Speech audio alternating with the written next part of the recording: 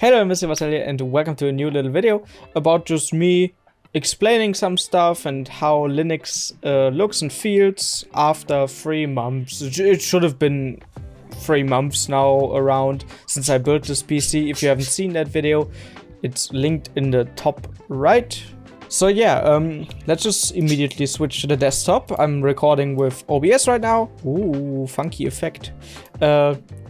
Yes, and Tenacity, which is like an alternative to Audacity. A little review of 3 months so far. I have not gotten into editing and stuff, for example, that much. Because I'm still a bit scared of it, let's say. No, not really scared, but I don't want to get into the headache of like trying to install DaVinci Resolve. I actually have to use it for school stuff or in school, like for my apprenticeship, but normally at work 40 hours a week, and at home for my private stuff I do work with the Adobe suite, and that doesn't work underneath Linux. You know how it is. So yeah, I've not dabbled into that territory yet. I haven't gotten around to it, so yeah, that's not gonna be reviewed this time. Maybe someone in the comments can have some tips for like installing or having a workflow with that in Linux. But there's some stuff I found out. For example, I want to start with that because I think this is just amazing. The KDE Connect, Manage Connected Devices.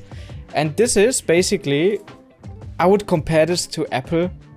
Like, I don't know what else to compare it to, because Windows Connect or Windows Link, Windows Phone Link, I think it's called, not really that great. I tried it on this Windows 11 machine. It's okay. But this uses your phone. If I open this, I gotta censor some stuff in editing, but there's a message from my girlfriend and a random Amazon link that I don't have a notification for on this, but okay. And the other stuff, like my tasks, like I have like daily stuff. So yeah, I can see my notifications from my phone, even if it's like next to me or on the table over there. I can see them on my desktop. It has come in handy, so I like it. You can turn this off if you don't like it. But one really cool thing about this KDE Connect thing is, for me, well, yeah, you can see that I just made a screenshot of this KDE Connect app screen that I have here. And for example, there is a presentation mode in which I can also have a laser pointer, which is kind of cool. I don't need this, but for example, if you have like a laptop at work, and the UI is like this. It's pretty simple. Like you hold this and then use your phone as a laser pointer. If you have this, for example, on like a laptop with Fedora, and you use this to do presentations at work or in school, I think this is pretty sick. I have a reboot. When I was troubleshooting what I was mentioning in the last video, I have a reboot button. It's just systemctl reboot.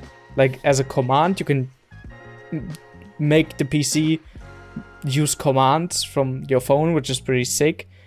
I used this when in the last video about Linux I mentioned that my PC was randomly freezing, and it definitely was a driver's issue. That's why I used Windows a lot at the beginning, but like 3 months later, I'm basically... last time I touched Windows was because my PC had one singular freeze in these last like 2.5 months.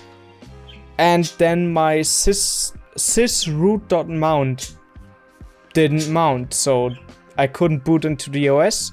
I googled it. It was a 2 command line fix in the recovery mode. And yeah, that's it. Also a good reminder to always have backups. Always have backups, guys. I didn't.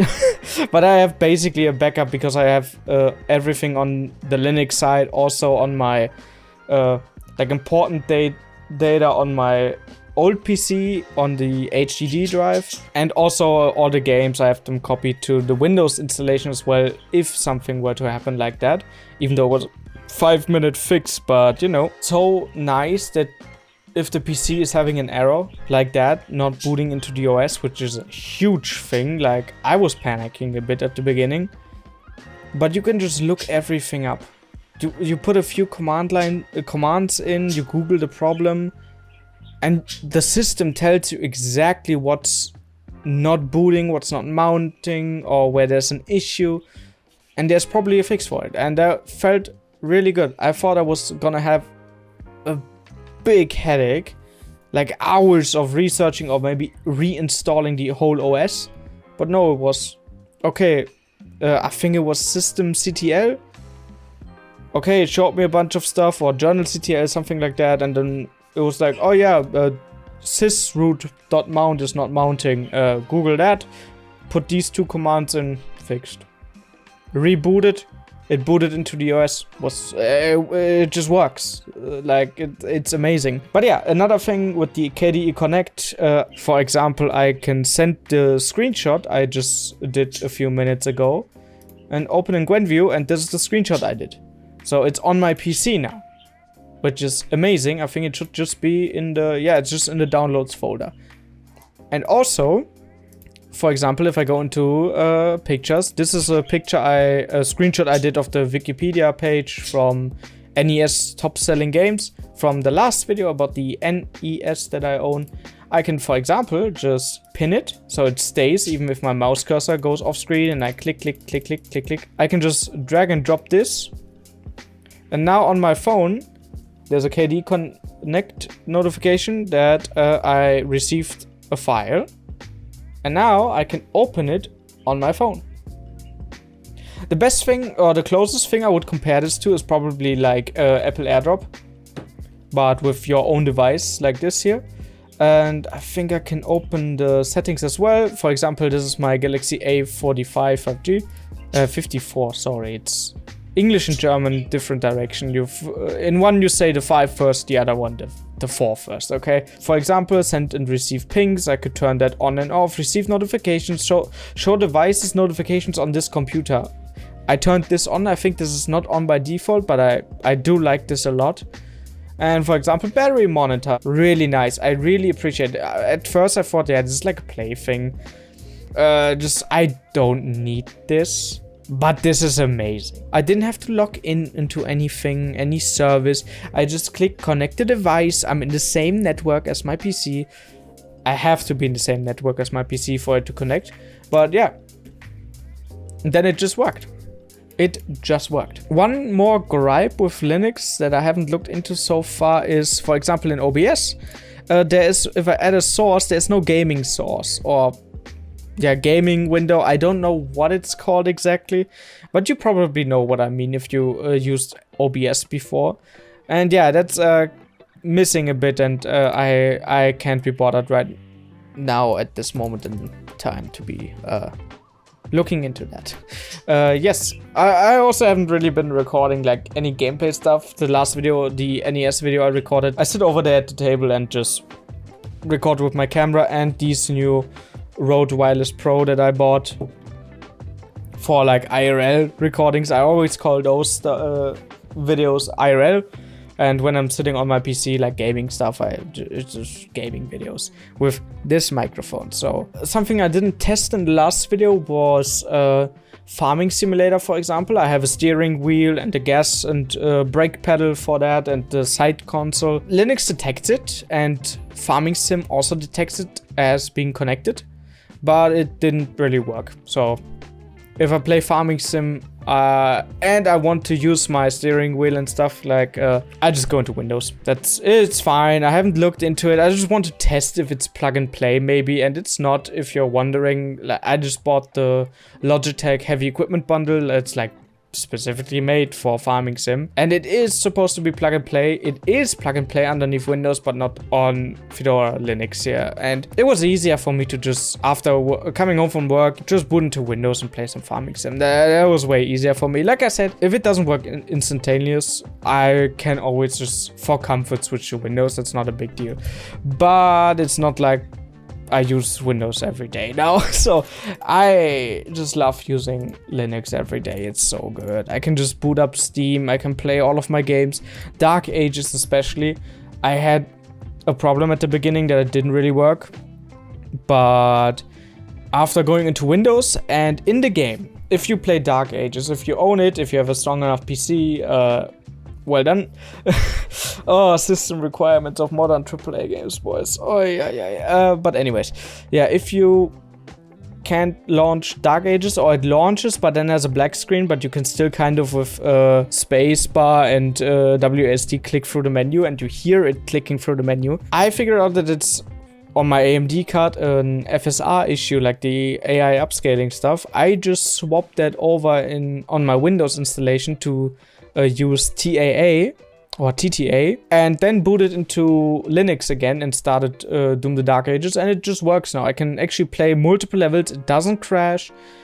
Same settings as Windows, the only thing that's changed is like FSR to TTA or TAA, whatever it's called. So yeah, I don't even have to switch to Windows for Dark Ages anymore, which was like basically at the moment, except Farming Simulator for when, in my case, I want to use my steering wheel device things. I don't have to swap to Windows for any game. So yeah, Overwatch I just installed on Windows because the last time I showed you this, I used bottles.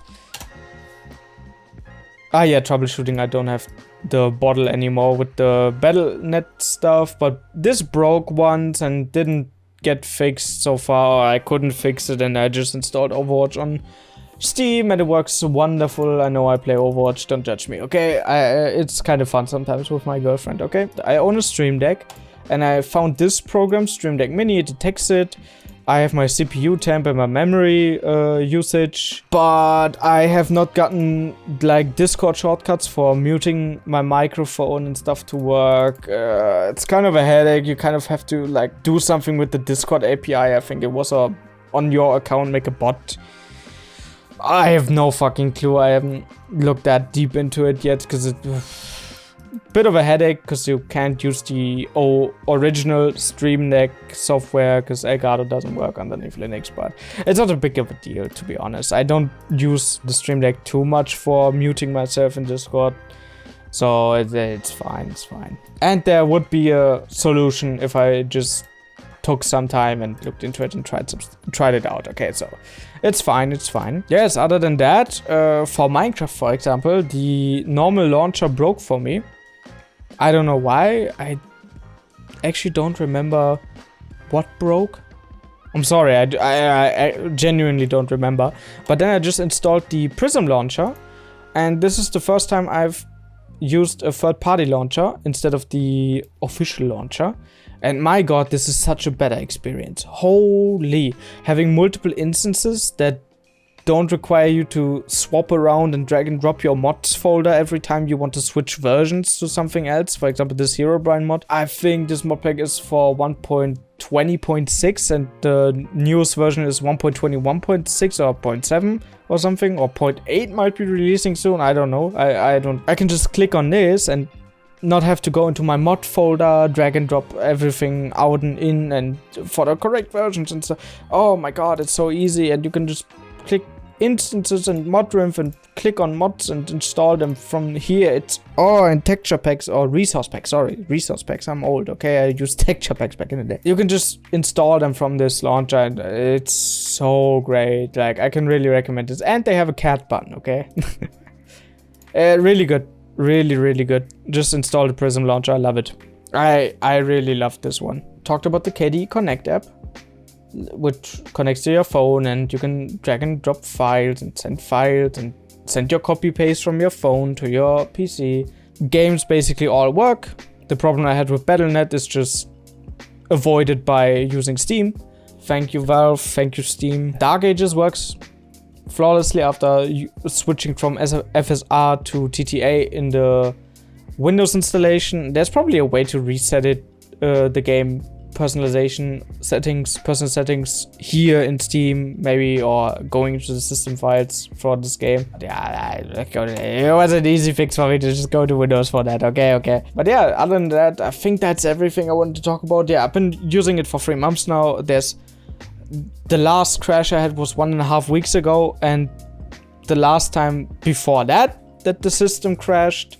Last time, like I said, it gave me a sysroot.mount error, and I couldn't boot into OS, which was a 2 command line fix.